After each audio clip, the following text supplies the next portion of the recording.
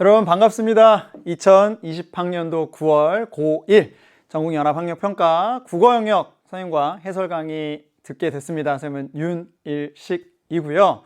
1부, 2부 우리 최서희 선생님과 열심히 잘 들었으리라 생각합니다. 앞부분에 정말 중요한 부분 많이 있었는데 우선은 내가 푼 것과 선생님이 푼 것이 어떻게 다른지 이런 것들을 좀 잘 이해하시면 좋을 것 같고요. 나의 생각과 선생님의 생각이 다른 부분, 그 부분을 찾아서 내가 조금씩 생각의 사고의 체계를 좀 갖춰간다면 아마 11월 그 학력평가 때는 조금 더 지금보다는 조금 더 성적이 오르지 않을까라는 어떤 기대감을 가지면서 오늘 선생님과 3부, 4부 하게 됐습니다. 21번부터 우리 마지막 문제까지 쭉 3부, 4부를 봐야 되는데요. 여러분이 어려워하는 부분들 그리고 다른 친구들이 선택지를 고르는데 오답률이 되게 높았던 이런 문제들이 있잖아요. 자, 그런 것들 위주로 선생님이 골라서 이렇게 잘 짚어서 알려줄 테니까 선생님과 함께 열심히 들어줬으면 좋겠습니다. 자, 그럼 여러분 지금 시험지 다 보고 있을 텐데요. 시험지로는 7페이지입니다. 우리 21번부터 25번까지의 문제를 같이 한번 살펴보겠습니다. 자, 먼저 문제는요, 이렇게 나오네요. 다음 글을 읽고 물음에 답하시오. 그럼 여러분, 다음 글을 읽고 물음에 답하는 거는 맞아요. 그런데 우리는 지금 문제를 어떤 문제가 나왔는지를 안다면 읽을 때 읽는 방법이 좀 달라질 수 있다는 겁니다. 선생님이 많이 지금 3월달, 6월달에도 얘기했었는데 그럼 문제를 한번 살짝 보는 겁니다. 자, 선생님과 함께 볼게요. 21번은 가나다에 대한 설명. 그러면 최소한 지금 여기에는 가와 나와 다가 있겠구나. 그리고 22번은 가를 감상하기 위한 학습활동이에요.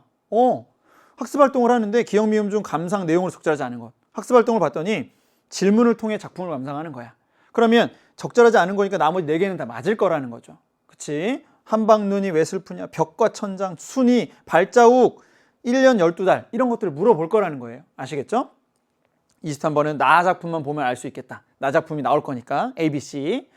24번에는 편지 전갈이라고 되어 있는데 여러분 이거 선생님이 여러분 친구들이 오답률 높은 거 오답률 넘버 10을 딱 뽑은 것 중에 지금 이 24번이 있어요.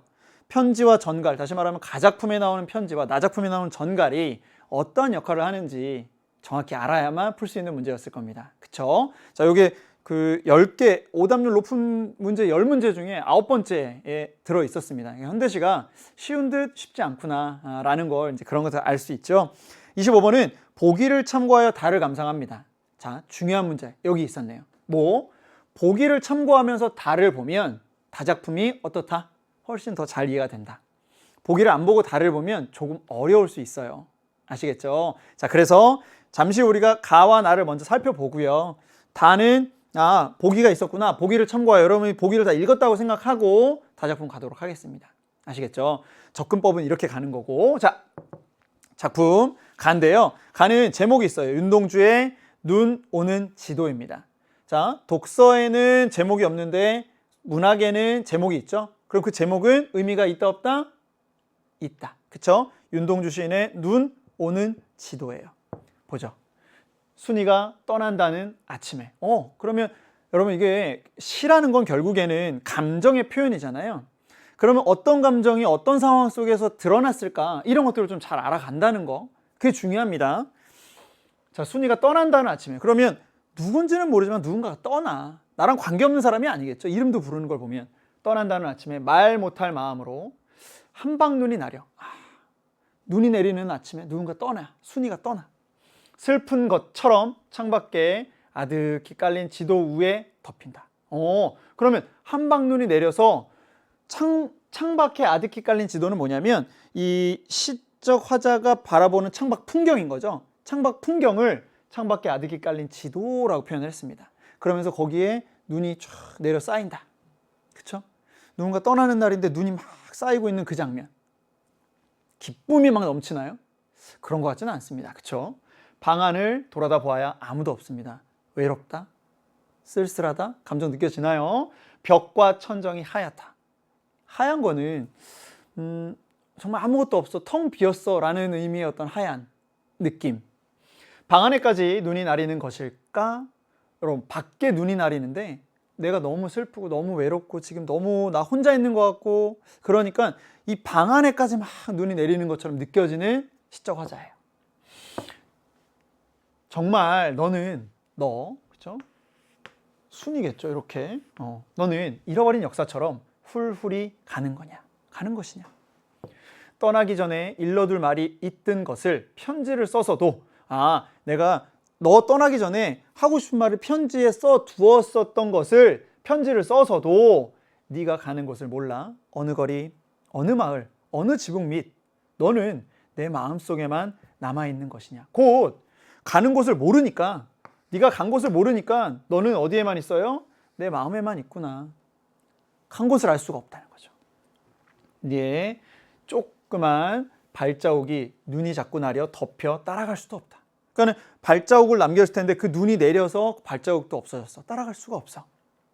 눈이 녹으면 남은 발자국 자리마다 꽃이 피리니 꽃 사이로 발자국을 찾아 나서면 1년 12달 한양 내 마음에는 눈이 나리리라. 자, 1년 12달 내내 내 마음에는 눈이 내릴 거야 라고 표현을 해요. 자, 물론 이 앞에서 발자국마다 꽃이 핀다 라고 했었어요. 그렇죠? 그런데 결국에는 1년 12달 내 마음에 눈이 계속해서 내린다라고 하는 건 계속해서 그리움이 있을 것이다 라는 거죠. 찾아갈 수 없는 거예요. 찾아가서 너를 만날 수 있으면 발자국이 그대로 남아있으면 찾아갈 수 있겠지.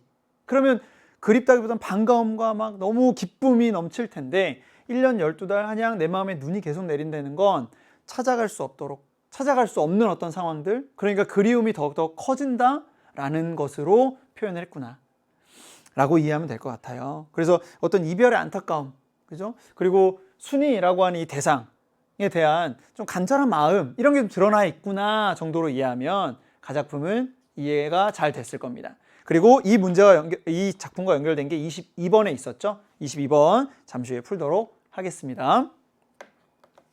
자, 이번에는 나작품이에요. 여러분 나작품도 역시 23번 문제에 연결된 게 있었어요. A, B, C로 묶여 있었습니다. 그죠? A와 B와 C를 가지고서 설명한 것인데, 자, 보겠습니다. 어린 시절 어머니에게 물었어요. 어린 시절입니다. 과거겠죠, 과거. 그러니까 여기다 이런 식으로 이제 여러분들이 쓸 수 있다면 얼마나 좋을까, 그렇죠?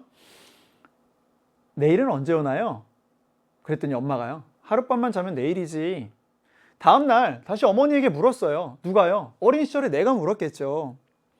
오늘이 내일인가요? 하룻밤 잤으니까 오늘이니까 오늘이 내일이에요? 그랬더니 아니란다. 오늘은 오늘이고 내일은 또 하룻밤 더 자야 한단다. 네. 선생님 집에도 이제 5세, 8세 된 이제 아들, 딸이 있는데요. 이거는 딱 아이들 수준에서 물어볼 수 있는 거예요. 엄마, 내일이 언제 와요? 그럼 하룻밤 자면 와. 하룻밤 자고 일어났어. 그러면 애들 입장에서는 이건 내일인 거잖아요, 지금.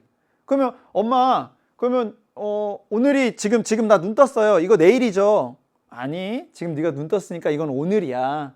하룻밤을 또 자야 내일이야. 애들은 이게 정말 이해가 안 되는 거죠. 우리는 다 이해가 되는데. 어린 시절에 내가 어머니에게 물었던 질문입니다. 그쵸? 고향에서 급한 전갈이 왔습니다. 편지겠죠? 전갈. 어머니 임종의 이마에 둘러앉아 있는 어제의 것들이 물었습니다. 자, 중요한 건요. 어제의 것들이 물었어요. 그러면 어머니 임종의 이마니까 어머니가 이제 돌아가시기 바로 직전의 모습인 거죠. 그럼 자녀들이 빙 둘러 앉아 있는 상황일 거예요. 그런데 둘러 앉아 있는 어제의 것들이 물었대요. 뭐라고? 얘야, 내일까지 갈 수 있을까? 그럼 여러분 이거 묻는 것 지금 누구죠? 어머니겠죠. 어머니가 묻고 있는데 어제의 것들이 물었습니다라고 표현한 건 이 어제의 것들이라고 하는 거 요게 결국에는 어머니의 어떤 지금의 모습, 그 전의 모습, 그 전의 모습, 이전의 모습, 이전의 모습 여러 가지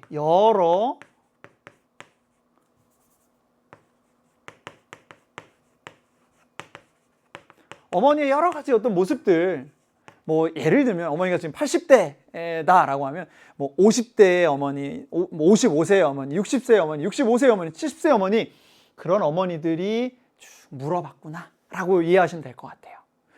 얘야, 내일까지 갈 수 있을까? 그랬더니 어린 시절에 내가 물어봤을 때 대답했던 어머니처럼 그럼요. 하룻밤만 지나면 내일인걸요.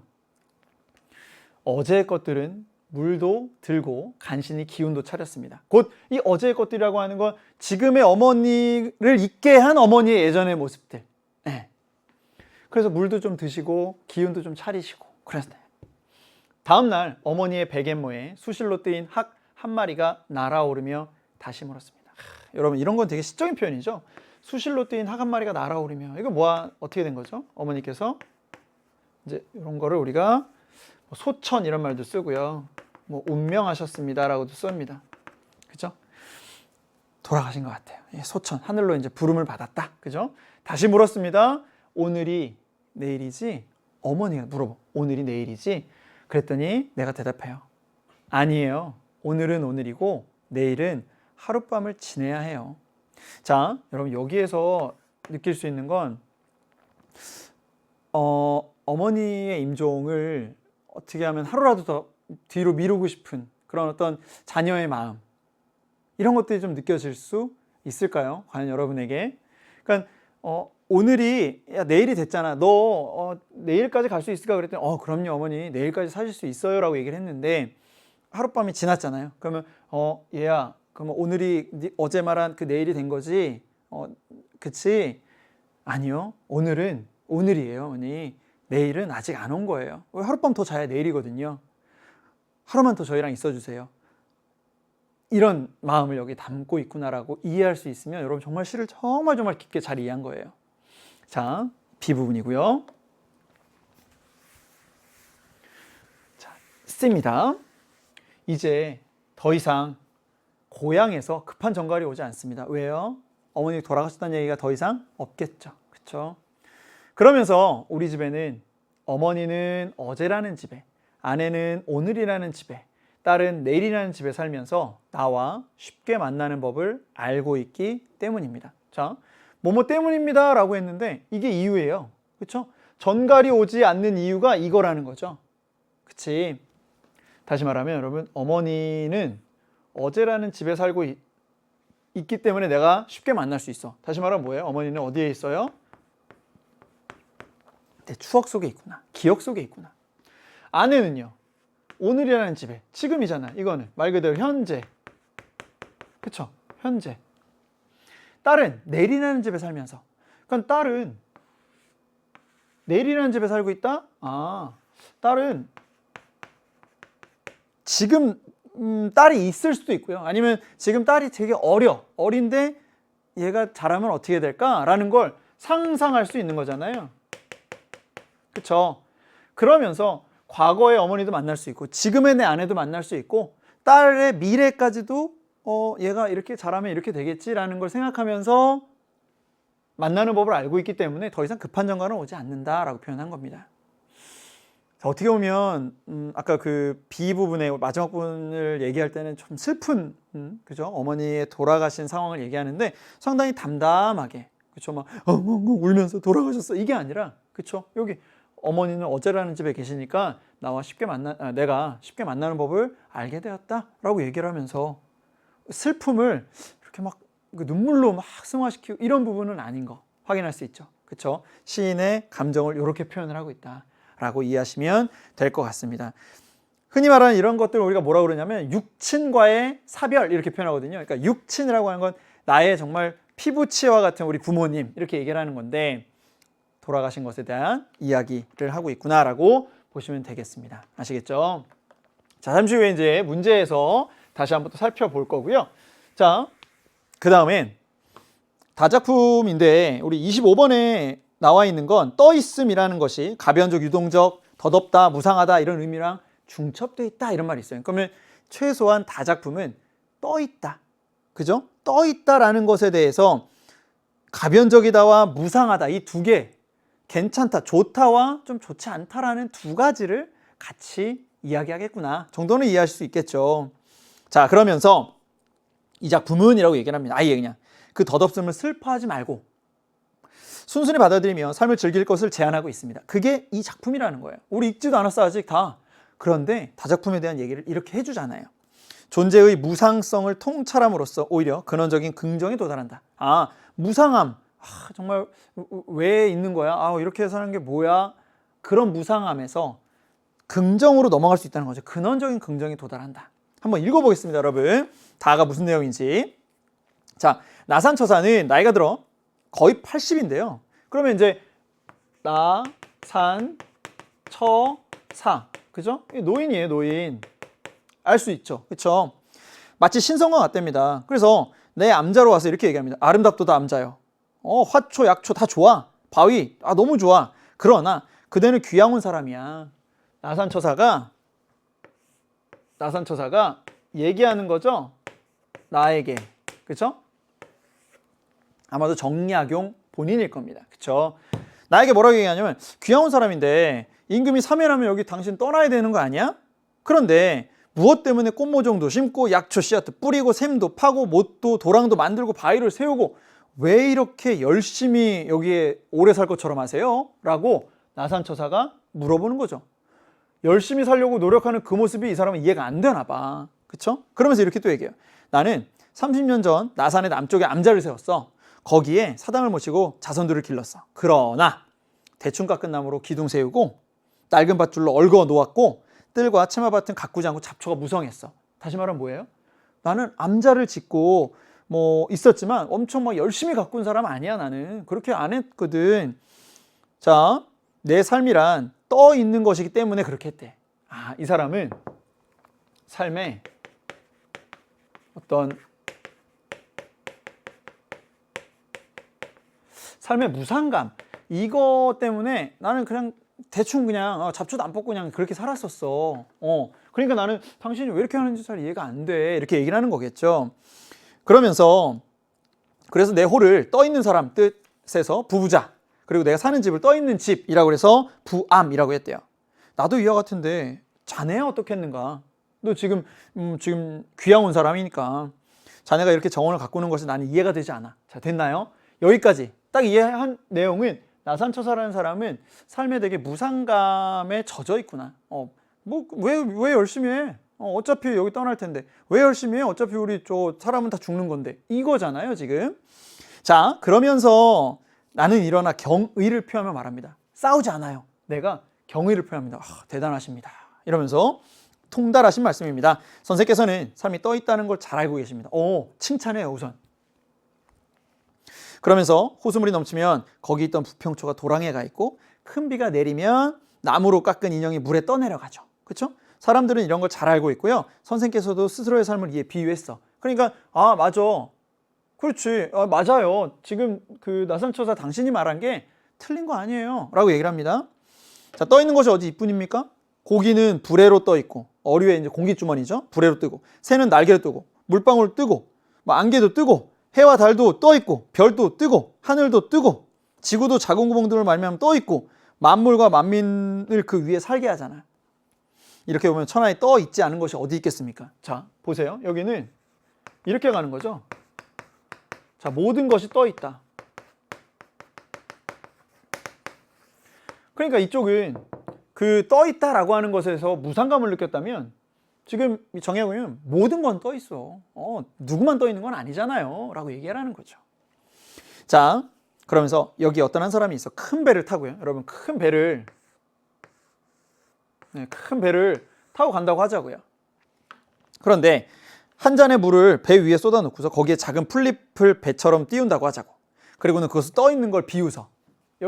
여기에다 이렇게 해서 물 한 다음에 여기다 나뭇잎 하나를 딱 끼워가지고 야, 너 여기 떠 있구나. 하하하 비웃어요. 근데 지금 자기는 어디 떠 있어? 바다 위 배에 떠 있는 배에 앉아 있는 거잖아요. 그쵸? 뭘 얘기하는 걸까? 가볼게요.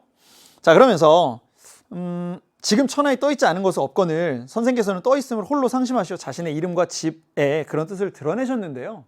모든 게 다 떠 있는 거 아니냐. 그런데 모든 게 다 떠 있는데 왜 본인과 요 떠 있는 요 하나 요런 것만 보고서 슬퍼하고 막 삶의 무상감에 젖어 있고 이러냐라고 얘기를 하는 거죠. 자, 그러면서 여기에 있는 화초, 약초, 물, 바위 모두 나와 함께 떠 있는 것들입니다. 나도 떠 있고 쟤들도 있고 다 떠 있는 거예요. 떠 있다가 서로 만나면 기쁘고 떠 있다가 헤어지면 훌훌 잊어버리면 되는 거 아닙니까? 안 될 게 무엇 있겠습니까? 떠 있는 건 슬픈 게 아닙니다. 정확히 얘기하죠.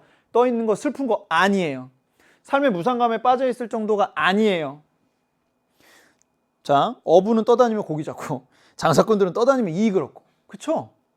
범려는 강호를 떠다녀 화를 면했고 또 서불 누구 장지화 예원진 다 예를 드는 겁니다. 그러니 떠다니는 것을 어찌 하찮게 생각하겠습니까? 그러므로 자 정리해 볼게요. 공자 같은 성인도 공자까지 얘기합니다. 이제 공자. 자, 공자 같은 성인도 일찍이 바다를 떠가고 싶다고 말씀하셨습니다. 그러니까 떠 있는다는 것 자체가 나쁜 게 아니에요. 라고 얘기를 하는 거죠. 자, 생각해보면 떠다닌다는 게 아름답지 않습니까? 물에 떠다니는 사람도 그럴진데 땅에 떠 있는 사람이 어찌 스스로 상심하시겠습니까? 왜 스스로 이렇게 무상감에 젖어 계십니까? 청컨대 오늘 함께 나눈 말씀으로 떠 있는 집에 대한 글을 써서 선생의 장수를 축원하고자 합니다. 라고 해서 떠 있는 삶. 정약용에 떠 있는 삶은 모든 게 다 떠 있기 때문에 이거 슬퍼할 일 아니다. 나산처사와 같은 일반적인 사람을 떠다니는 그 삶을 되게 둥둥둥 어디에 거처하지 못하고 기거하지 못하는 걸로 생각하니까 슬프고 무상감에 쩌는 거죠. 그쵸? 자, 내용은 그렇게 어렵지 않습니다. 그쵸? 전체적으로. 자, 그러면 문제에 이제 적용을 해야죠, 여러분. 이게 우리가 문제에서 나온 내용들을 여기서 어떻게 찾아가는가 제일 중요하겠죠? 적절한 겁니다, 여러분. 적절한 거. 가와 나는 대상의 부재에서 느끼는 정서를 드러낸다. 쪼개볼게요. 가에서는 어떤 대상이 부재하죠? 순이. 그렇죠? 나에서는 어떤 대상이 부재하죠? 어머니. 정서가 드러납니다. 슬픔. 좋습니다. 딱. 그렇죠? 자, 2번 볼게요. 가와 다에는 자신의 현재 모습에 대한 긍정적 인식이 드러나 있다. 자, 가에는 긍정적 인식 안 드러나죠? 다에는 드러날 수 있죠. 자, 3번. 나와 다에는 부정적인 현실이 개선되리라는 믿음이 드러나 있다라고 했는데 여러분, 나도 다도 부정적 현실 개선될 거야 이런 거 없습니다. 그렇죠? 자, 4번. 가에는 과거에 대한 만족감, 나에는 미래에 대한 기대감 이때입니다. 과거에 대한 만족감, 미래에 대한 기대감 다 없죠? 그렇죠? 자, 나에는 외적 갈등이 해소되는 과정이. 외적 갈등? 막 누구랑 막 싸웠는데 이제 화해하나요? 손잡고? 내가 미안했어? 없죠? 다에는 내적 갈등이 해소됩니까? 내적인 갈등이에요? 아니죠? 답은 1번. 그쵸? 자, 21번 가보도록 하겠습니다. 자, 이제 가를 우리가 읽었잖아요. 윤동주 시인의 시인데 뭐 쉽지는 않죠. 그런데 이렇게 선생님들이 질문을 통해 작품을 감상하는 거죠. 질문을 줍니다. 한방눈이 왜 슬픈 것처럼 덮일까요? 왜 슬픈 것처럼 덮일까? 시적 화자가 슬프니까. 그쵸? 여러분, 선생님이 기분이 너무 막 슬프고 안 좋고 이럴 때는 밖에서 새소리가 나면 선생님 어떻게 표현할까요? 새가 운다. 어떻게 해요? 슬프게. 근데 너무 기뻐. 막 내일이 이제 선생님 막 결혼식이야. 막 이럴 때 새소리를 들으면 뭐라고 표현하겠어요? 새가 노래를 해. 어떻게 해요? 슬프게? 아니요. 신나게, 행복하게. 자, 한방눈이 내리는데 슬픈 것처럼 덮여요. 왜? 순이가 떠난다는 아침에 화자의 마음이 슬펐으니까. 그쵸? 새가 울 때도 있고 새가 노래할 때도 있단 말이에요. 맞고요. 자, 그 다음에 벽과 천정은 왜 하얄까요? 진짜 뭐 하얀 걸 발라놔서? 그거 아니고 보면 화자는 아무도 없는 방 안에 눈이 내리고 있는 것처럼 느꼈기 때문에 텅 비어있다라는 느낌의 하얗다. 자, 순이가 마음속에만 남아있는 이유는 뭐겠어요? 찾아가서 만날 수 있으면 마음속에만 남아있을 이유가 없죠. 그쵸? 화자는 순이가 가는 곳을 몰라서 순이를 만날 수가 없으니까 내 마음속에만 있는 거야? 라고 물어보는 거죠. 네, 맞아요. 자, 발자국을 왜 따라갈 수 없다고 했어요? 자, 눈이 내려서 순이가 간 흔적을 덮었잖아요. 그러니까 따라갈 수가 없어요. 자, 1년 12달 내 마음에 눈이 내리는 이유는 무엇일까요? 화자는 꽃이 피면 순이를 만나게 된다고 확신하고 있기 때문에 여러분, 꽃이 피면 원인, 순이를 만나게 된다. 결과예요? 꽃이 피면 순이를 만날 수 있나요? 아니죠. 어디를 갔는지 알 수가 없다고 했잖아요. 그쵸? 단순히 순이에 대한 그리움 정도라고 우리가 판단을 해야지 확신? 여러분, 이런 단어는 정말 엄청난 확신이 있지 않으면 쓸 수 없는 단어예요. 이 작품에서는 적절하지가 않습니다. 그쵸? 그래서 적절하지 않은 것은 5번으로 하면 될 것 같고요. 자, 그 다음에 23번입니다. 자, 이제 나작품인데요. 나작품 전체를 A, B, C로 나누어서 이제 보는 것이었어요. 적절하지 않은 건데 1번 A에서 시간에 대해 묻던 주체가 어린 나잖아요. 그렇죠? 어린 나. B에서 답하는 사람으로 바뀌어 있습니다. 그렇죠? 성장, 어른이 된 나. 정도로 이해할 수 있죠. 그렇죠? 자, 2번 B에서 만남에 대한 화자의 긍정적 인식이 C에서 부정적인 인식으로 전환되었다. 여러분, B에서 만남에 대한 화자의 긍정적 인식 이런 거 보인 적 있어요? 자, 어머니의 임종을 앞두고 지금 모여 있는 상황이잖아요. 그러니까 화자의 긍정적인 인식 이런 거는 사실 없다고 볼 수 있겠죠. 부정적인 인식으로 전환되었다. 이것도 마찬가지로 전환되는 이런 장면 없어요. 답은 2번이었고요. 3번 A와 B에는 화자의 경험이 있고요. C에는 화자의 깨달음이 있어요. 그렇죠?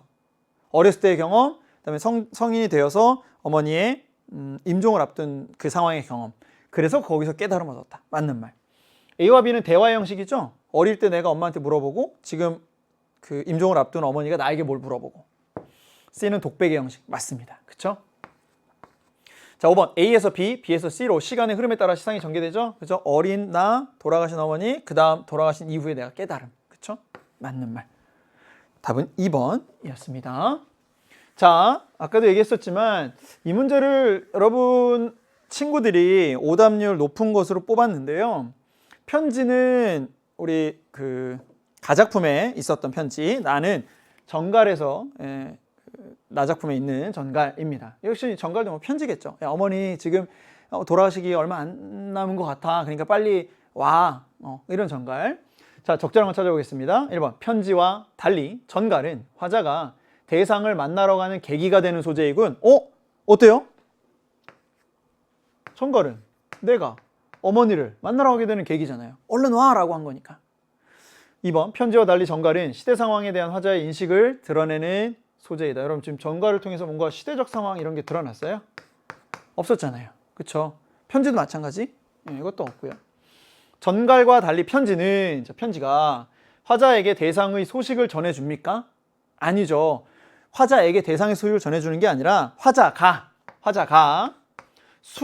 대상인 순이에게 하고 싶은 말을 전해주는 소재였어요. 전하고자 했던 말을 거기다 썼던 거지. 실제로 그걸 전하지도 못했고. 그쵸? 편지와 전갈은 모두 과거의 상황에 대한 화자의 반성을 담고 있는 소재이다라고 했는데 과거 상황에 대한 화자의 반성 없죠. 네, 아니죠. 편지와 전갈은 모두 대상에 대한 화자의 태도를 부정적으로 바꾼다. 뭘 부정적으로 바꾸고 있는 그런 건 아닙니다. 그런 역할을 하는 소재는 아니었어요. 그렇죠? 자, 그리고 3점짜리 문제 외에 또 하나의 보기가 있으니까 우리의 사고가 확장돼야 되거든요. 그죠?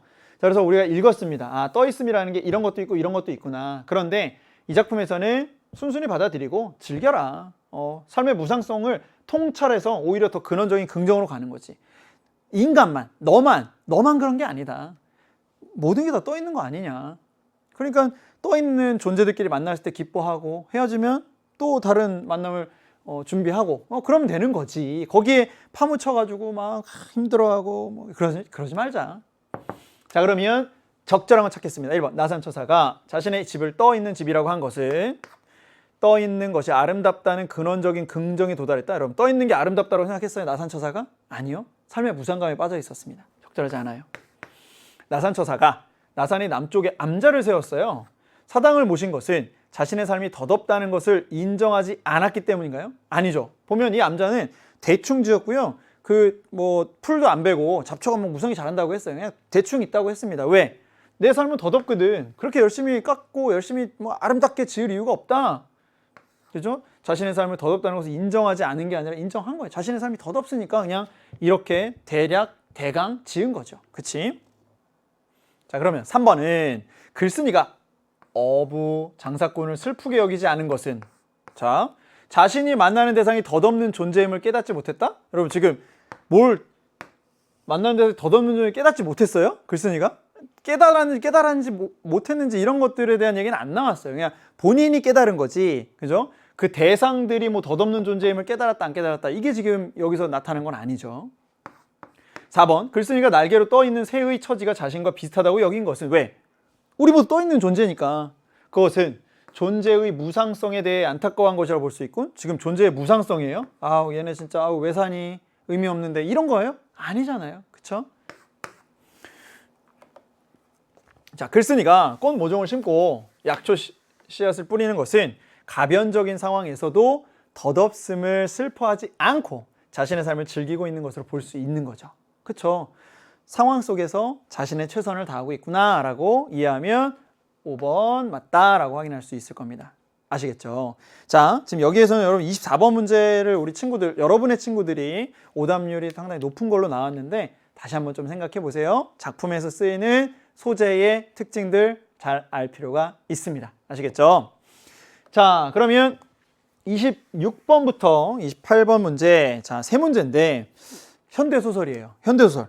자, 여러분, 우리 소설은요, 선생님이 많이 얘기했지만 소설이 극화된 것도 있고요, 영화로 된 것도 있잖아요. 그러니까 우리가 영화나 그 드라마 이런 걸 볼 때 막 필기하면서 보지 않잖아요. 나 이렇게 멀리서 본단 말이죠. 보면서 저 둘이 잘 되겠네. 저 사람이 저 괴롭히겠네. 괴롭히면 또 저 사람이 와서 구해주겠네. 이게 나오잖아요. 그쵸? 소설도 마찬가지예요. 여러분이 아주 마음을 좀 편안하게 먹으면서, 소설의 결국 핵심은 뭐예요? 인물 사건 배경이잖아요. 어떤 인물들이 어떠한 사건을 통해서 뭐 부딪히고 싸우고 뭐 해결되고 이런 것들이거든요. 그쵸? 자, 그러면 26번 문제 보니까 내용일치 문제입니다. 권순찬 나 이렇게 나와요.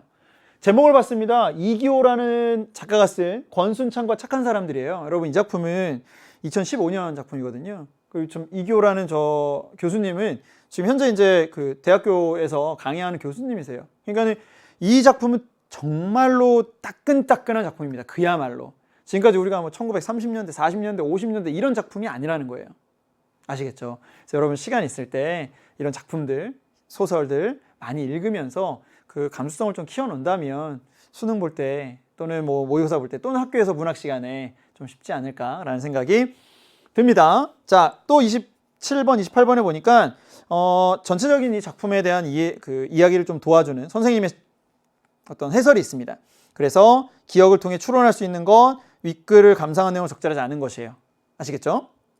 자, 그러면 같이 선생님과 읽어가면서 한번 필기를 해보도록 할게요. 자, 103동 502호 김성만 씨는 내가 입금한 돈 700만 원을 돌려주시오. 자, 붉은색 매직펜으로 큼지막하게 쓴 글씨를 읽고 나는 남자의 얼굴을 다시 한번 바라보았다. 자, 그러면 누가 나오니? 나가 나오고요. 그쵸? 그 남자가 나와요. 그치? 우선 인물 파악하려고 해요. 자, 그리고 분명 어젯밤 호프집에서 만난 그 남자가 맞았다. 그 남자군요. 그 남자. 그 남자. 자, 그러면서 부스한 머리칼, 검은색 양복 그대로예요. 남자는 사람들을 향해 대자보를 높이, 대자보라는 게 뭐냐면 이렇게 그 자기가 쓰고 싶은 큰 종이에다 써서 이렇게 딱 들고 있는 이런 거잖아요. 자, 대자보를 높이 쳐들지도 않고 아파트 쪽도 쳐다보지도 않고 그저 고개만 숙인 채 앉아 있어요. 그러면서 돗자리 끝부분에 신발이 딱 놓여 있습니다. 그러니까 내가 그 남자가 가지고 있는 여기 앞에 이런 팻말이 딱 있는 거죠. 팻말 있고 여기에 103동 502호 김성만 너 나와 뭐 이렇게 이제 써 있는 거예요. 그런데 내가 입금한 돈 700만 원을 돌려주시오. 아주 점잖네요. 자, 그 다음에 나는 창문을 올리고 다시 차로 움직입니다. 그러면서 정문 경비가 내 차를 보자 인사하고 나도 인사하고 망신을 주려고 왔나? 생각을 해요. 그러면서 생각을 하죠. 502호? 502호 누가 살지? 저런다고 소용이 있을까? 직접 가서 봤지. 이런 생각을 하는 거죠. 누가? 나가. 그러다 그날 작성해야 할 서류들과 학과 취업률 따위들을 떠올립니다. 그러다가 700만 원이든 1700만 원이든 남과 남 사이에 벌어진 일이었어. 그러니까 내가 참견할 만한 일도 참견할 수도 없는 일이야. 내가 이 사람이 지금 돈을 받든 돈을 못 받든 이거 내가 참견할 일이 아니잖아 라고 생각을 하는 거죠. 그죠? 누군지 모를 사람의 망신을 한번 보았을 뿐 저러다 금세 말겠지 생각을 한 거예요. 아유, 금방 가겠지 뭐. 1인 시위하듯이 지금 앉아있으니까 금방 가겠지. 그랬는데 자, 그러다가 나는 학교에 도착한 후 인터넷으로 죽은 아이 아빠 단식 기사, 뭐 교육부 대학 조정 기사 이런 걸 막 읽어요. 이게 되게 일상적이죠 지금. 그러다가 뭐 교무처 인사개발 팀장 통화하고 그러다 보니 점심시간 되고 아침에 본 이 남자를 잊었어요. 그렇죠? 일상이니까. 그러나 저러다 말겠지 했던 남자는 내 예상과는 다르게 몇 날 며칠 예상과 지금 빗나갔어요. 나는 금방 가겠지. 우리 동네에 있는 사람인데 금방 가겠지 했는데 안 가요. 뭐 얇은 비닐로 막 하고 돗자리 위에 스티로폼도 깔고 침낭 깔고 자고 그 다음날 되면 또 말아 올리고 대자보를 또 들고 있고 이게 지금 반복되고 있는 거거든요. 고요하게 거기에 앉아 있을 뿐이에요. 소리를 지르거나 사람들을 붙잡거나 이러지 않아요. 그냥 그 자리에 앉아 있을 뿐입니다. 그 남자. 그 며칠 사이 나는 참 좋은 마트 사장에게, 자, 또 인물이 나와요. 자, 참 좋은, 이름 참 좋네요. 그죠? 참 좋은 마트 사장. 되게 이제 아파트 입구에 이제 이런 마트가 있잖아요. 자, 그 사장님이 이제 딱 와가지고 남자에 대한 사정을 좀 더 자세히 듣게 됩니다. 그게요, 사정이 좀 딱하더만 이럽니다. 얘기해줘요. 참 좋은 마트 사장이 나에게 이제 얘기하는 거죠. 저 사람 어린 시절부터 부모 떠나서 어렵게 지낸 모양인데 얼마 전까지 인천에 무슨 세차장에서 일했대. 이 사람에 대해서 좀 알려주는 거죠. 세차장에 일했대. 근데 저 사람 어머니라는 분이 몇 달 전 갑자기 찾아와서 자기가 빚을 졌으니 조금 도와달라고 하면서 계좌번호를 놓고 간 모양이야. 자, 그러면 이제 갑자기 뭐가 나요? 그 남자의 어머니가 나타나죠. 이야기입니다, 여러분. 지금 이 사람이 나에게 해주는 이야기 속이에요. 어머니가 나와서 그 남자에게 계좌번호를 주고 야, 여기다 돈 좀 보내줘 라고 한 거예요. 그래서 추어탕집 주방 일을 하다가 뭐 그만두고 했는데 돈을 잘못 빌려 쓴 거죠, 엄마가. 예.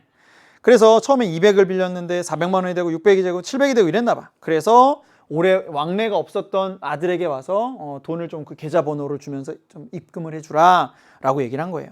자, 그러면서 딱 봐도 해준 것도 없는 어머니 같은데 갑자기 찾아서 도와달라고 하니까 이 남자도 좀 당황했겠죠. 지금 돈이 많은 사람이 아닌 거 알겠잖아요. 그죠?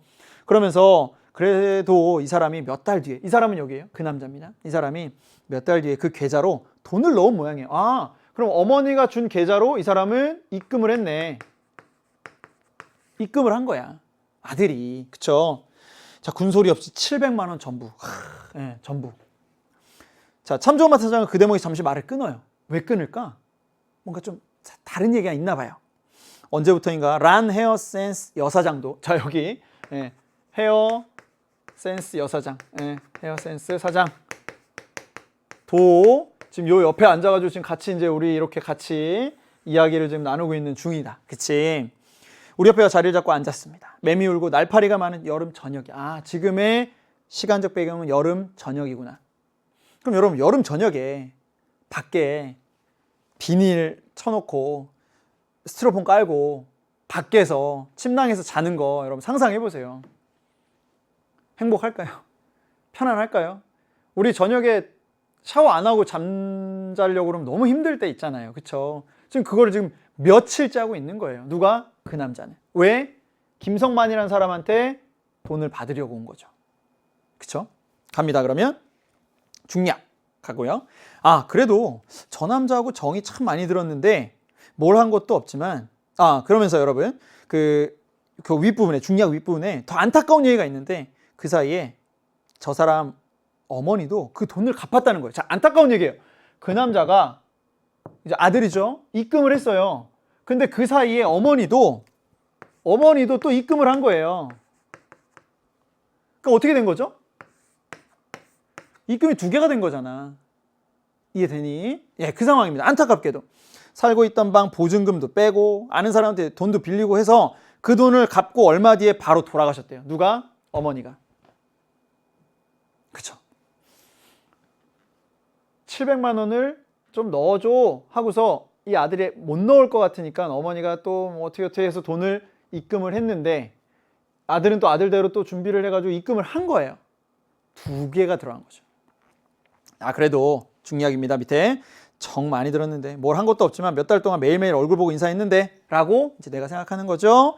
그나마 첫설이 내리기 전에 일이 이렇게 돼서 얼마나 다행이에요. 저러다가 겨울 맞으면 큰일 나죠. 여름날부터 시작해서 지금 가을 해서 거의 겨울까지 지금 오고 있는 중이었던 거죠.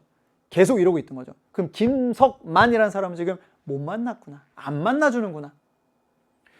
생각컨대 여러분, 입금된 요 핵심 인물, 여기 돈을 받은 사람이 누굴까요? 아마도 김성만일 거예요. 그렇죠? 그러면 정상적인 어떤 양심을 가진 사람이라면 입금이 됐어. 근데 또 입금이 왔어. 그럼 어떻게 해야 될까? 얘기해줘야죠. 어머니, 그때 아들이라는 사람이 나한테 입금해 줬으니까 이 돈 가져가세요. 이래야 정상이잖아요. 그렇게 안 했나 봐. 그쵸? 그리고 어머니는 돌아가시고. 그러니까 이 아들은 이 사람을 좀 만나야 되겠다는 거죠. 자, 그러면서 500여 할머니 나서지 않을 것 같으니까 우리가 직접 전하는 거로 하죠. 뭐 절차가 따로 필요 있나요? 자, 나는 거기까지만 듣고, 우리? 나? 뭐죠? 참 좋은 마태를 나섰다. 바로 집으로 들어가려다가 말고 나는 걸음 멈춘 채 남자 한번 봅니다. 남자는 꾸벅꾸벅 졸고 있어요. 여전히 아직도 못 만나고 있는 거죠. 몇 달이 됐는데, 그치? 자, 그러면서 남자는 이제 어디로 가게 될까? 인천으로 돌아가겠지? 나는 남자의 인천 거처가 그때까지도 무사히 남아있기를 바라봅니다. 그러기를, 아, 그래. 저 사람이 다시 인천에 갔을 때 자기가 살던 동네가 그대로 있기만이라도 하면 좋겠어. 라고 바라는 거죠. 자, 그러면서 거기까지가 내가 남자를 위해 할 수 있는 전부라고 생각을 하는 겁니다. 후에 그 뒤에 호프집 여주인으로부터, 자, 이제 또 한 명 또 나오네. 호프집 여주인. 그렇죠? 이렇게 인물들. 호프집 여주인으로부터 전해들은 이야기에 따르면 다음날 그 남자는 여기 있어요. 권순찬 씨의 행동은, 자, 이 남자 이름 드디어 밝혀졌네. 누구예요? 권순찬입니다. 네. 권순찬 씨는 편지 봉투에 정성껏 5만 원권 지폐로 700만 원을 마련해간 아파트 입주민들을 충분히 당혹스럽게 만들었대요. 왜? 김성만 씨는 나한테 700만 원을 갚으세요라고 해서 이 보다 못한 마을 사람들이, 동네 사람들이, 그래, 우리가 좀 돈을 모아서 이 사람한테 700만 원 주고 다시 집으로 돌아가라고 합시다 한 거예요. 근데 권순찬 씨의 행동은 어떤지 봅시다. 입주민 대표가 여비 쪽으로 20만 원 더 넣었어요. 720만 원이죠. 그리고 막 과정 동영상 찍고 막 이렇게 하려고 했는데, 하지만 남자는 사람들의 모든 선의를 거부합니다. 이 사람이 거부해요. 왜요?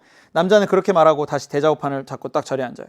아니, 권수찬 씨, 우리가 이렇게 돈을 마련했잖아요. 여기에 502호 할머니의 돈도 들어있어. 그러니까 받고 돌아가세요. 이렇게 한 거야. 자, 입주민 대표가 그렇게 말했지만 남자는 요지부동 움직이지 않습니다. 저는 원래 그 할머니한테 돈을 받을 생각이 없었습니다. 저는 김성만 씨를 만나러 온 거예요. 그 사람을 직접 만나서 일을 해결하려고요. 정말 올곧은 사람이죠. 나는 지금 돈이 중요한 게 아니야. 나는 이 사람을 만나고 싶어. 이 사람을 만나서 왜 그랬는지 듣고 싶은 거고, 그거에 대해서 사과를 듣고 싶은 거야. 이런 어떤 진심을 지금 보여주고 있는 거죠. 근데 마을 사람들은 돈 주면 가겠지. 돈 때문에 그러는 거야? 이렇게 생각을 하는 거예요. 완전히 다른 거죠. 그 사람의 입장을 잘 이해 못하고 있는 겁니다. 자, 그러면서 저는 원래 돈 받을 생각 없었다. 그랬더니 이제 탄식이 나고 뭐 이렇게 돈 주고받네 안 받네 하다가 사람들이 막 가면서 그만 갑시다. 사람들의 성의를 원 저렇게 무시해서. 여러분, 700만 원은 작은 돈 아니거든요. 동네 사람들이 모아준 돈 700만 원을 안 받는 거예요. 자, 누군가 그렇게 외쳤고요. 하나 둘 정문 쪽으로 돌아갑니다. 그게 그날 일의 전부였어요. 아파트엔 그가 700만 원에 대한 이자를 받으려 한다는 소문이 돌기 시작합니다. 어떻게 해요? 소문이 이상하게 돌기 시작합니다. 김성만 씨를 만나고 싶어요라고 얘기했는데, 이 사람 돈 더 받으려나 봐. 이렇게 이제 와전이 되는 거죠, 이야기가. 자, 여기까지가 내용입니다. 답답하죠, 그렇죠? 자, 26번 볼게요. 윗글의 내용과 일치하는 것 찾아보겠습니다. 권순찬은 아파트로 들어가는 사람들을 붙잡고 김성만의 행방을 물어봐요. 귀찮게 하지 않았습니다. 사람들 아무도, 그죠? 1번 틀렸고요. 자, 볼게요. 2번도 마찬가지. 여러분, 권순찬은 502호 할머니에게 자신의 일을 해결해달라고 호소하고 있어요? 아니죠. 502호 할머니 돈 들어있다고 그랬는데도 저는 502호 할머니한테 돈 받을 생각 없어요 그랬잖아. 그치? 이것도 아니고 이것도 아니야. 나는 권순찬의 인천 거처가 권순찬이 돌아갈 때까지 무사히 남아있기를 바라고 있다. 방금 봤어요? 그쵸? 나는 처음부터 권순찬이 아파트 단지 앞에서 오랫동안 머물 것이라고 예상했나요? 아니요. 오래 안 있을 거라고 생각했어요. 근데 거의 뭐 가을을 지나서 겨울 초입까지 온 거죠. 나는 작성해야 할 서류에 대한 생각 때문에 권순찬의 일에 참견하는 것을 다음으로 미루고 있다. 여러분, 헷갈릴 수 있는데요. 작성해야 할 서류에 대한 생각을 했어요. 그래서 권순찬에 대한 생각이 없어졌어요. 참견하는 것을 다음으로 미루는 게 아니라는 거죠. 참견할 만한 일도 아니고 참견할 수도 없다라고 했습니다. 자, 다음으로 미룬 게 아니에요. 여기 다음으로 미룬다 아니에요. 연기한 게 아니고 내가 할 수 있는 일이 아니다. 그쵸? 그래서 답은 3번이고요. 자, 선생님이 이렇게 얘기를 합니다. 자, 뒷부분, 작품 뒷부분에는 권순찬은 누군가 신고로 아파트에서 쫓겨나요. 그 후 나는 외제차를 타고 나타난 김성만 씨를 목격하고요. 자신과 입주민들의 모습을 되돌아보게 됩니다. 입주민들은 작품의 제목처럼 착한 사람들이에요. 그러나 문제의 원인과 해결책을 자신들의 입장에서만 찾은 입주민들은 자신들이 베푼 선의를 거절하였다는 이유로 권순찬에게 화를 내잖아요. 정말로 지금 이 상황에서 본인들이 문제를 해결하고 싶었으면 저 김석만이라는 사람을 데리고 왔어야 된다는 거죠. 그쵸? 이 작품은 문제의 진짜 원인을 보지 못하고 애꿎은 사람에게 화를 냈던 우리의 모습을 반성하게 해요. 여러분과 선생님은 이런 적이 없는지 한번 되돌아보게 하는 거죠. 이런 소설들이. 그쵸?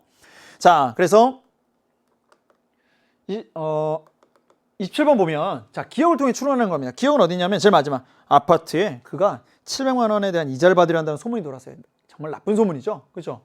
입주민들과 권순찬의 관계가 회복될 것임을 알 수 있어요? 아니죠. 뭐가 회복돼? 권순찬이 입주민들의 관심을 끌고 싶어 합니까? 그거 아니잖아요.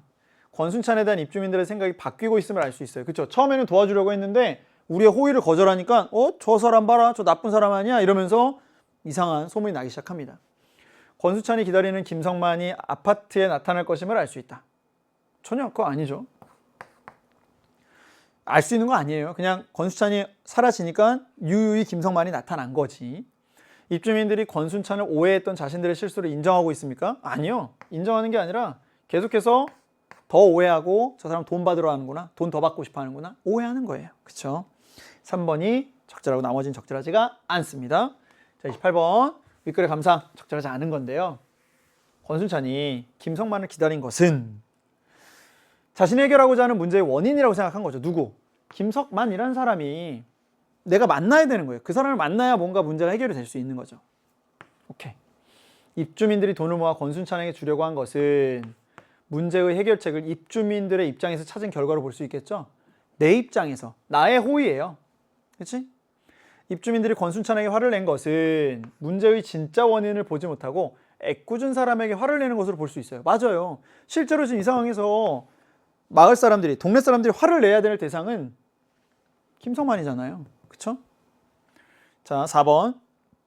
참 좋은 마트 사장이 권순찬의 사연을 나에게 들려주는 것은 권순찬이 지닌 문제의 진짜 원인을 파악했기 때문이다. 여러분, 진짜 원인을 파악했으면 우리 김성만 이 사람 데려옵시다. 이 사람이 저 권순찬 씨 앞에 가서 좀 무릎이라도 꿇게 합시다.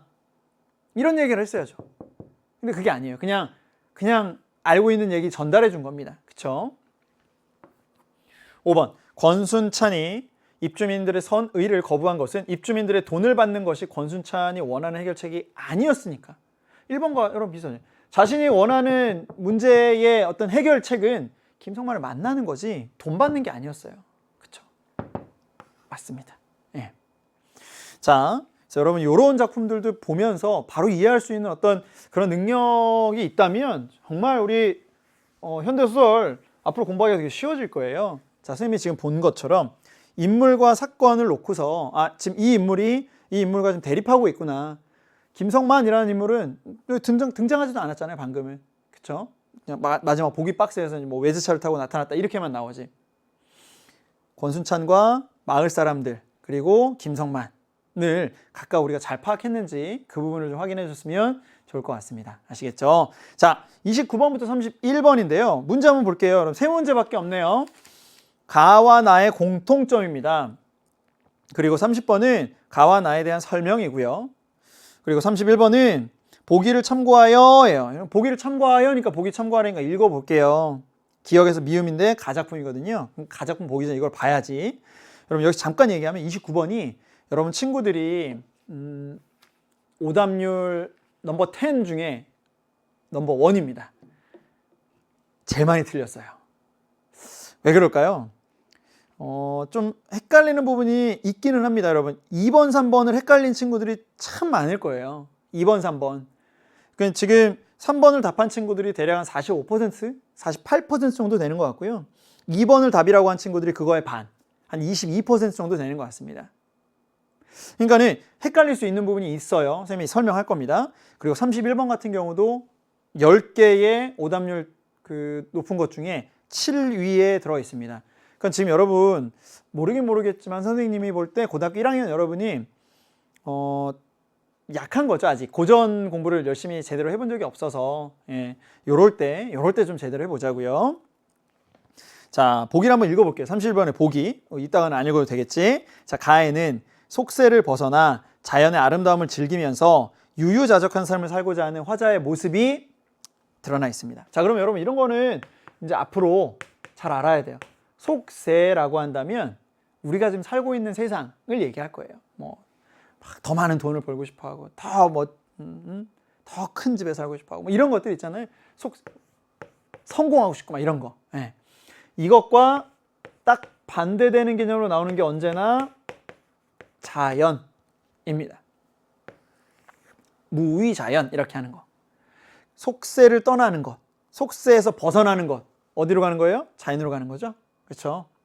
자, 요 정도의 개념 여러분 알아야 됩니다. 예, 아시고. 자, 그러면 속세를 벗어나서 자연의 아름다움을 가는 거 이해되죠? 자, 이 작품에서 자연은 화자가 지향하는 공간으로, 화자가 여기가 아니라 여기를 지향하는 거예요. 여기를. 자, 그러면서 인간 세상과 대립되는 공간을 의미합니다. 그죠? 속세, 다시 말하면 뭐 인간 세상, 그죠? 자, 화자는 인간 세상을 멀리하고 자연에 귀의하고자, 자연으로 돌아가고자, 속세를 멀리하고 자연으로 돌아가고자. 지금 같은 얘기 계속하고 있습니다. 예. 여러분 고등학교 1학년이니까 이 정도는 설명을 계속 해준다는 겁니다. 그렇죠? 자, 그러면서 귀의, 자연으로 돌아가고자 하는 마음을 가지고 있어요. 자, 가작품 제목 한번 볼까요? 윤선도의 어부사시사입니다. 여러분 우리가 사계절을 얘기할 때 사시사철 이렇게 얘기하나요? 그렇죠? 그 사시예요. 그럼 어부니까 물고기를, 그죠? 물고기 낚는 일을 하면서 사계절에 노래를 한 거예요. 사계절을. 춘, 하, 추, 동을 각각 10수씩. 그럼 총 몇 수가 될까요? 추나 추동 10수씩 총 40수가 되겠죠. 네, 40수의 연시조입니다. 그래서 춘사 1, 2, 3, 4, 5, 6, 7, 8, 9, 10. 하사 1, 2, 3, 4, 5, 6, 7, 8, 9, 10. 이렇게 해가지고 총 40개가 쫙 나오는 거죠. 자, 그래서 나이가 이 윤선도 작가가 이 당시 때 이제 그 나이가 한 65세 정도 됐을 때 작품을 쓴 것이라고 합니다. 선생님과 함께 보면서 가보도록 할게요, 여러분. 춘입니다. 그럼 봄 얘기겠죠, 봄. 봄 얘기. 그리고 원래 초장, 중장, 종장이잖아요. 그쵸? 여기 들어가 있는 요거, 여기 또 후렴구 또는 여음구 이렇게 표현합니다. 여러분, 그 지국총 어서와는요, 이 의성어라고 보면 돼요. 그러니까 우리 여러분 배 이렇게 있으면 옛날에는 이제 나무 배잖아요. 그럼 여기에 이렇게 그 쇠 동그란 걸 걸어놓고 이쪽에다 이제 뭐를 하냐면 이렇게 노를 이렇게 만들겠죠. 물, 그렇죠? 그러면 요게 쇠잖아, 쇠고 얘는 나무란 말이죠. 이렇게 그럼 소리가 어떻게 날까? 찌끄덕 소리가 나겠지. 여러분 우리 옛날 영화나 옛날 드라마 이런 거 보면 찌끄덕 이런 소리가 난단 말이에요. 지금은 뭐 그런 소리 안 나잖아. 요즘 배들은. 요거를 이렇게 쓴 거예요. 윤선도 시인이 지국총 찌끄덕 어기여차 이런 느낌 정도로 여러분들 이해하면 됩니다. 찌끄덕을 찌국총이라고 쓴 거예요. 예. 이것도 되게 뭐랄까 언어 감각이 좀 있는 분이니까 이런 걸 이렇게 쓸 수 있는 것 같아.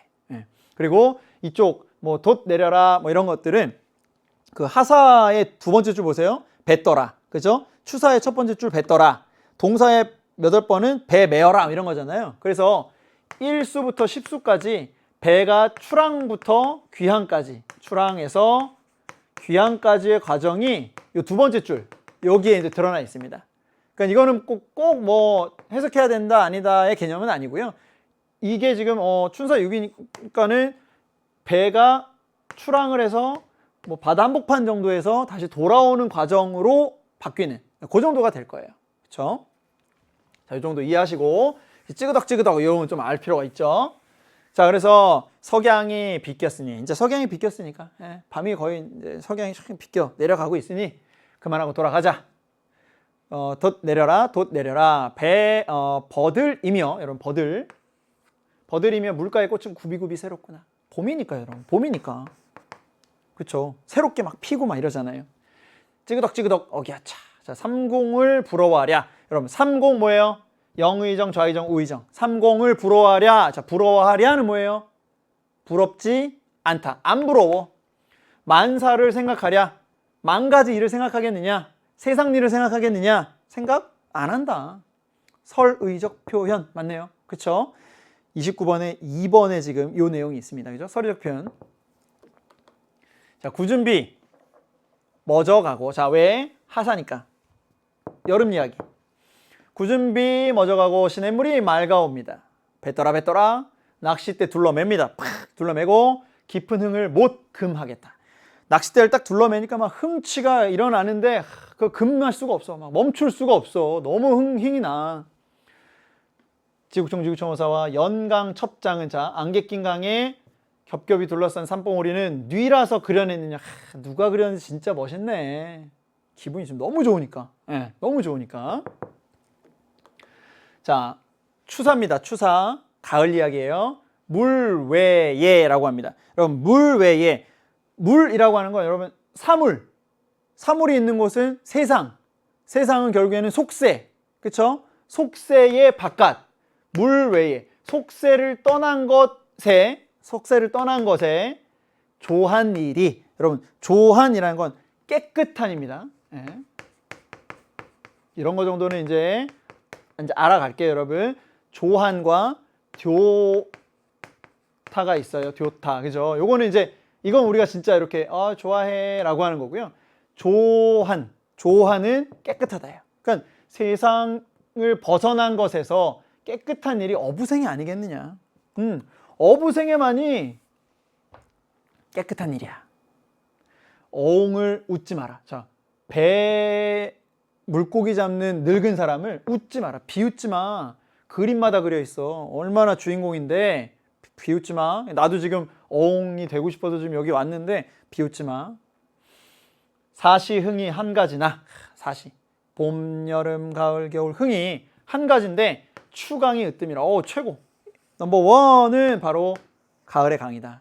잔잔하고 시원하고. 그쵸? 지금 여러분 우리 9월이잖아요.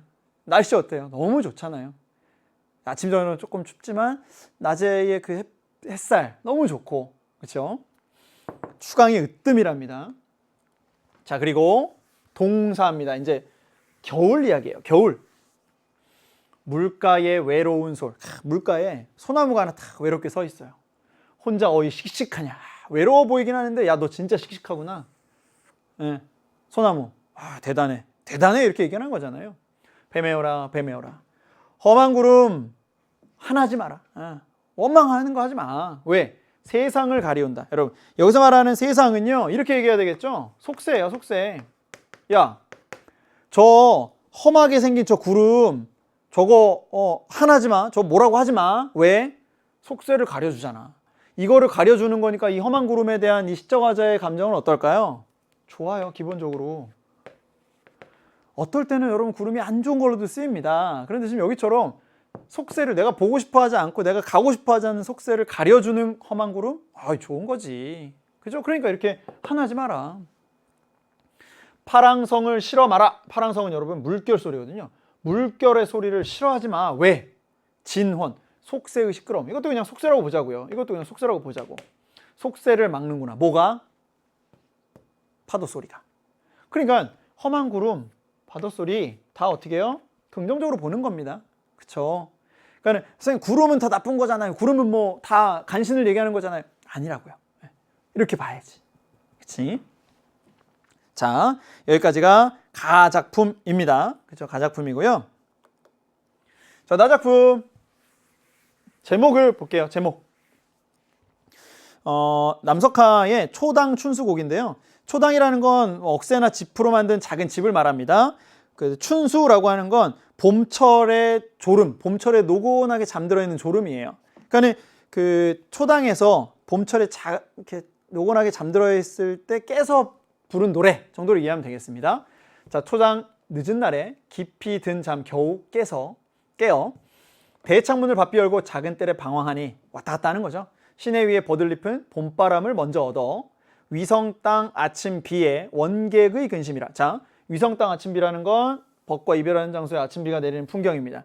그 아침 비의 풍경에서 원객 멀리 떠나는 어떤 그 사람의 근심이라. 그러니까 이런 좀 뭐랄까요? 좀 화자가 느끼는 애상적, 좀 약간의 좀뭐 슬픈 듯하면서 이런 느낌 있죠. 근심이 있으니까. 숲풀 아래 뻐꾹새는 계절을 먼저 알아. 봄이니까. 자, 태평세월 여러분 뻐꾹새라는 건 이게 철새잖아요. 봄을 알리는 그죠? 그래서 숲풀 아래 뻐꾹새는 계절을 먼저 알아. 태평세월 들일에는 농부를 재촉합니다. 농부들 막 뻐꾹새가 돌아다니면서 나 왔으니까 빨리 이제 봄이에요. 빨리빨리 일하세요라고 하는 것처럼 느껴지는 거죠. 그치? 아, 내일이야. 내 일이야. 잠을 깨어 생각하니 내가 할 일을 생각해보니 세상의 모든 일이 모두 허랑하다. 모두 좀 허망하고 그야말로 삶의 무상감을 좀 느끼고 있는 것 같아요. 공명이 때가 늦어 백발이 귀미치요. 나는 성공 못했고 산업에 꾀가 없어 초가집 몇 칸이라 돈도 못 벌었고 백화주 두세 잔에 산수에 정이 들어. 근데 술 두세 잔 먹으니까 자연에 정이 들어가지고 홍도, 벽도, 남발한데. 자, 홍도, 벽도는 복숭아꽃이고요. 남발이라는 건 활짝 피었다예요. 그러니까 복숭아꽃이 활짝 폈는데 지팡이 짚고 들어가니 산은 첩첩 기이하고 물은 청청 깨끗합니다. 그쵸? 나 성공 못했는데 돈도 많이 없는데 산으로 들어가니까 너무 좋아. 자연으로 들어가니까 너무 좋아. 안개 걷어 구름 되니 남산 서산 백운이요. 하얀 구름이 있고 구름 거쳐 안개 되니 계산 안개 봉이 높다. 봉우리가 쫙 높이는 게 보이는 거죠. 되게 멋진 장면이에요. 앉아보고 서서 보니 별천지가 여기로다. 완전 여기가 이상세계네. 너무 좋네. 아까 분명히 나 성공 많이 못했고 돈도 많이 없고 무상감도 좀 있고 이랬는데 별천지래요. 때 없는 두 귀 밑을 돌시내에 다시 씻고 물로 막 세수하는 거 있죠. 귀도 막 씻고 뒤도 씻고 타경대 잠깐 쉬고 세심대에 올라가니 풍대의 맑은 바람 심신이 시원해지고요. 월사의 밝은 달은 맑은 의미 일반이라. 월사라고 하는 건 달을 이렇게 구경하는 누각인데요. 거기에서 밝은 달을 쫙 바라보니까 맑은 의미, 그 자체가 참 맑은 의미 자체구나 라고 생각하는 것 같습니다. 그것과 마찬가지다 라고 얘기를 하는 거죠. 자, 그래서 지금 두 개의 작품 자체가 엄청나게 어려운 건 아니니까 자, 문제 볼게요. 가나의 공통점. 근데 이거 왜 틀렸을까? 2번을 헷갈린 거지. 서리적 표현을 통해 시적 의미를 강조하는 건 뭐에만 있을까? 가에만 있어요. 여러분, 나에는 서리적 표현이 없습니다. 3번은요.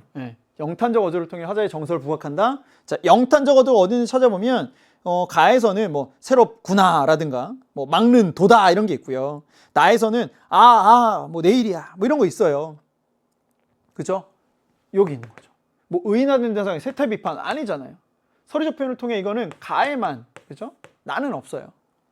자, 이거 맞고요. 촉각적 심상을 통해 시적 분위기를 조성하냐? 가와 나 둘 다 촉각적 심상을 그 분위기를 조성하고 있는 건 아닐 거고요. 역설적 표현을 통해 이상향에 대한 의지를 드러낸다? 여러분, 역설적 표현 본 적이 없어요. 그쵸? 그치? 답은 3번입니다. 그래서 많은 친구들 여기 2번에서 걸려들었다는 거 선생님이 지금 확인을 했습니다. 요 데이터를 가지고 혹시 이쪽에서 틀린 친구들은 다시 한번 꼭 정리해 줬으면 좋겠어요.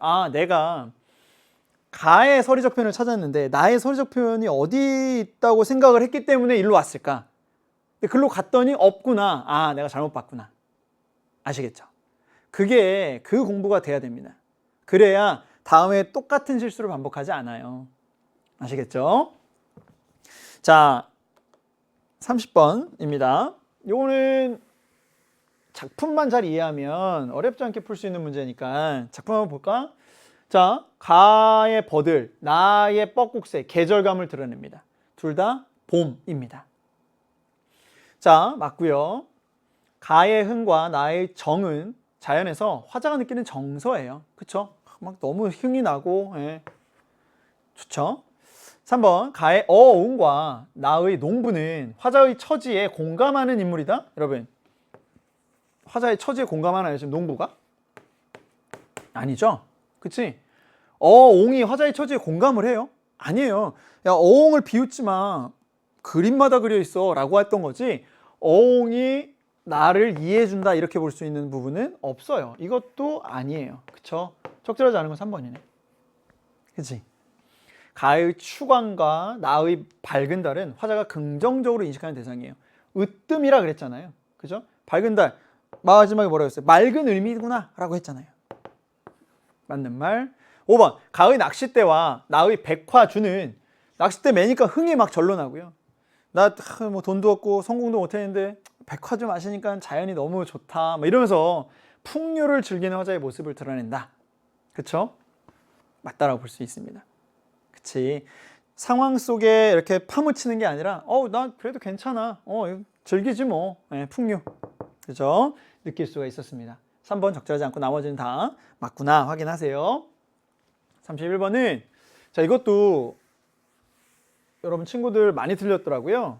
이게 그 7번째 정도 많이 틀린 것 중에 오답률 7번째 정도 있었는데 보니까는 4번과 헷갈려하는 3번이 있던 것 같아요. 여러분 데이터를 보니까 자 그럼 볼게. 이건 아까 우리가 다 읽었고 그죠? 그러면 기억 30을 부러워하랴는 속세의 사람들이 추구하는 가치에서 벗어난 화자의 모습을 드러낸다고 볼 수 있어요. 그쵸? 속세의 사람들이 추구하는 가치는 뭐예요? 30이 되는 거예요. 그쵸? 영의정, 좌의정, 우의정이 되는 거잖아. 그런데 분명히 30을 부러워하랴, 부러워하지 않는다. 그러니까 속세의 사람들이 추구하는 가치에서 벗어나 있다 라고 얘기를 하는 거지. 그쵸? 맞고. 자, 2번 볼게요. 니은인데 니은은 연강 첫 장은 뉘라서 그랬느냐. 저 강이랑 산을 누가 그렸을까? 진짜 너무 아름다워. 화자가 자연의 아름다움에 감탄하며 이를 즐기고 있다. 그쵸? 와 진짜 너무 멋있어. 너무 잘 만드셨어. 이렇게. 자 그리고 3번 디귿인데요. 자 디귿은 추사 첫 번째 줄에 있네요. 물외입니다. 물외는 분명히 사물들이 있는 속세의 외, 바깥. 그죠? 속세를 떠나온 거예요. 속세를 떠나 물외. 물외는 인간 세상과 대립되는 자연으로 화자가 지향하는 공간으로 볼 수 있군. 그렇죠, 여러분? 물외잖아요. 속세의 바깥. 아까도 선생님이 얘기했지만 속세와 자연을 이렇게 딱 대립적으로 놓는 거예요. 그러니까 속세를 떠나면 어디를 가니? 자연으로 들어가는 거고. 그렇죠? 이렇게 봐야 됩니다. 뭐 속세를 떠나서 그냥 중간쯤 어딘가에 있겠지 이게 아니라 조선시대의 그 양반들, 이런 양반들이 쓴 작품에서는 속세와 자연을 좀 이분법적으로 생각해 주는 게 좋을 것 같아요. 자, 그러니까 물외, 속세를 떠난 것은 세상과 대립되는 자연이다라고 보는 거죠. 그치? 자, 맞아요. 그래서 자, 4번 리을입니다. 리을. 물가의 외로운 솔입니다. 외로운 소나무. 자연에 귀의하지 못한 사람으로 화자가 안타까워하는 대상으로 볼 수 있다. 여러분 안타까워해요? 그러지 않을걸요? 왜요? 뒤쪽에 뭐라고 써있니? 뒤쪽에 분명히 물가의 외로운 솔 혼자의 씩씩한 거라고 했어요. 여러분 씩씩하다 라고 표현한 거 보면 안타까워하고 있는 건 아닙니다. 와 정말 대단해 이렇게 얘기를 하는 거죠. 그치? 4번이 적절하지 않다. 4번이 적절하지 않다 확인하면 되겠고요. 그럼 5번 맞는 거 확인할게요. 자, 미음인데 미음은 동 8번에 있네요. 동팔수. 그죠? 파랑성을 실어 말하라. 진혼을 막는구나. 막는도다. 자, 이것은 인간 세상을 멀리하고자 하는 화자의 태도를 드러낸다고 볼 수 있어요. 왜? 진혼이라는 게 속세의 시끄러움이니까 세상을 막아주는 파랑성을 싫어하지 말아라. 그치? 그러니까는 나는 세상을 멀리하고자 하는 화자의 태도를 드러내고 있구나라고 보는 게 적절하겠다라고 판단하시면 되겠습니다. 그쵸? 자, 이렇게 하면 여러분 31번까지 쭉 온 거예요. 그래서 지금 그 문학 이제 현대시와 고전수필 그리고 현대소설 그리고 고전시가 있는 데까지 여러분과 선생님이 같이 열심히 풀었습니다. 자, 그러면 이제 3부 여기서 마무리하고요. 우리 4부에서는 그 나머지 부분 독서와 문학, 고전소설 같이 살펴보도록 하겠습니다. 여러분 4부에서 만나요. 안녕.